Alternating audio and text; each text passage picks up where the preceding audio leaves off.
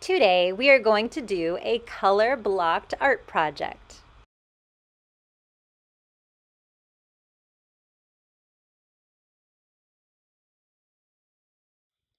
For this project, I am using watercolor paper, a Sharpie, watercolor paints. To begin, I'm just going to go straight in with Sharpie, but if you'd rather draw your design with pencil first, you can totally do that. I want to start off by making some interesting looking pipes kind of coming down from the top of my paper, similar to the illustrations in the book Color Blocked. I'm going to start by making some rectangles or squares that are in various sections of the top half of my paper mostly. So I'm just going to make some different sizes. There's a rectangle, another rectangle. Maybe I'll make one a little bit lower here. It can look a little bit more like a trapezoid, so a little bit narrower at the top and wider at the bottom. Here's another one over here. I can even have them kind of close together. That's okay too. Just want to have a couple of my shapes floating. Maybe one more right here. All right, now I'm going to take my shapes and make them look interesting. I'm being inspired by the illustrations in the book Color Blocked. So I want these to look like pipes that are kind of coming down from the ceiling, and they're going to be squirting out some different colors. So I'm making the bottoms a little bit more of a trapezoid shape, so a little bit wider at the bottom, and then they connect to each of my rectangles or squares. Notice that if some of them are so close that they have to overlap, I just try to make one look like it's in front of the other one. I'm going to continue to add shapes to these until they look more and more like pipes. So now I want to start adding some things above them that bring them up towards the top of my paper, whether it be some more shapes that are rectangles. I can make ones that are a little bit wider or a little bit more narrow than the ones below. I can make some that kind of come in and out in places if I want. I was thinking I might like a pipe kind of coming out the side of this one, so I left a hole here so that I could put a pipe that connects to my large one here. I'm going to make some other ones that come up. And I mean, you don't have to make these pipes just go straight up into the top of your paper. They can curve, they can change direction, they can be as crazy as you want them to be. So have fun with this. See if you can make it your own unique picture or shape. I'm just adding lots of different shapes and different sizes that are coming up from the bottom of my pipes. Notice that some of my shapes are a little bit wider and some are a little bit more narrow than my pipes. This one's going to turn like an L and then come up way over here, I think, instead.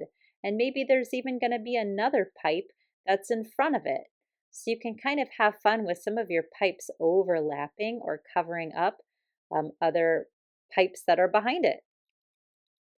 I'm going to add some shapes to these over here too to make them look like they connect as well. I haven't done too much with circles, so I gave this one a circle, and then the pipe is going to continue behind the circle.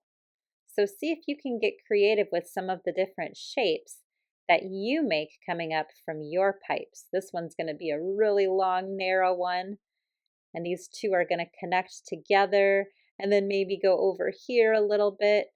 So you can really have fun playing with different shapes as these pipes move and connect to each other. Different things that kind of overlap. I'll add more little circles here. Some more rectangles. I've got this one that's kind of way behind the other one, so I'm going to draw the parts of that coming up and then coming out and then coming up and out off the side a little bit of my paper. So have fun with this. Make it your own. You can make it as straight or as wacky as you would like. Then I'm going to add a couple extra pieces that connect my pipes in various places. Maybe I'll add a couple other pipes that kind of come here and there to make sure that my top looks really full of all of these different tubes. Okay, once I have all of the basic shapes drawn, I want to add some details. So I was thinking of maybe adding some vents first. To add a vent, I'm just adding a square or a rectangle, and then I'm adding some lines inside of it.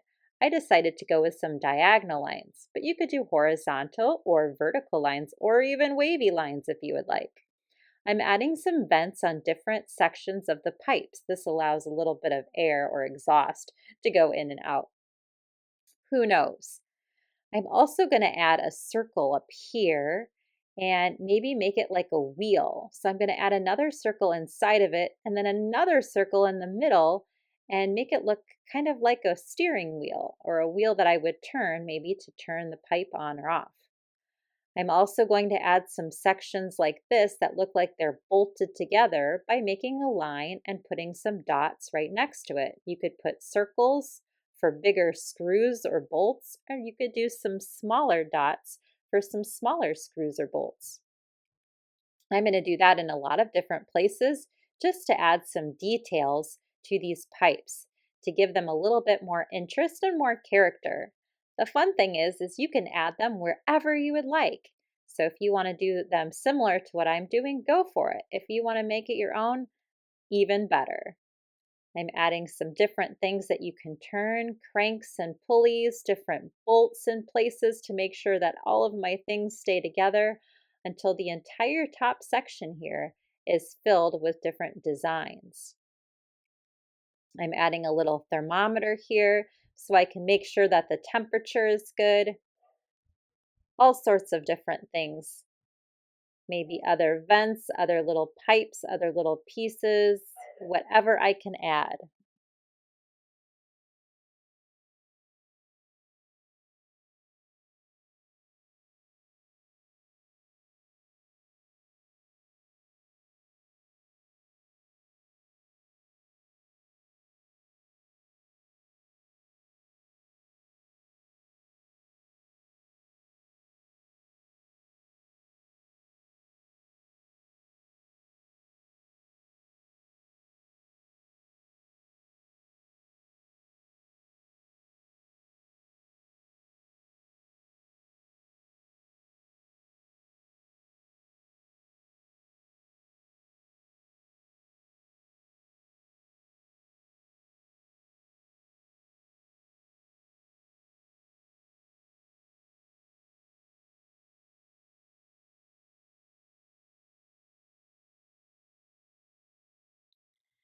At this point, I'm ready to paint. So I'm going to go ahead and get my watercolors a little bit wet with water spray. And I have a paper towel under my paper because I will be doing some dripping.